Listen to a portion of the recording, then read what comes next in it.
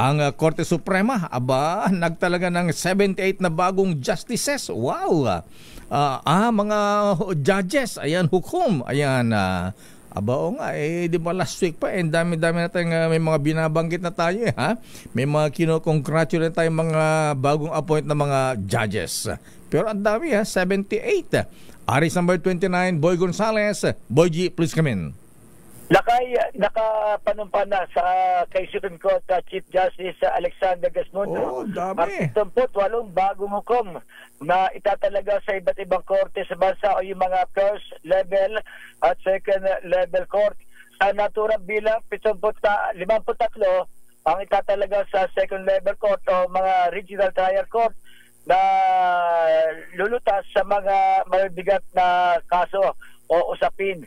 Ang natitirang 25 bagong hukom naman ay magsilbing presiding judge sa first level court gaya ng Metropolitan Trial Court, Municipal Trial Court in cities, Municipal Trial Court at Municipal Circuit Trial Court.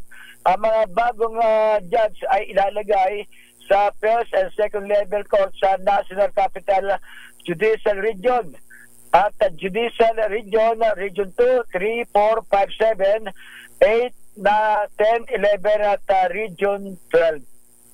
Ito si Boy Gonzales para sa Disa. Kailan yung outtaking nila, Boy? Sa araw ng lakay, andyan na yung video lakay, mga nakapunumpa, 78 lakay, marami-rami sila ngayon. Kailan tong outtaking? Friday ba ito o Sabado? Ay, Friday? Kailan ba yan? Parang Friday. Pinos pa lamang ng Korte Suprema. Okay. Yung mga picture na lakay, galing yan sa kay Atty. Camiltic, ang tagapagsalita ng Korte Suprema. Kala ko kay idol former Administrator Justice Maidas Marquez ha?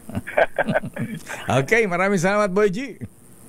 Balik sa'yo lakay. Maraming salamat, Boy Gonzales sa Supreme Court. Ayan,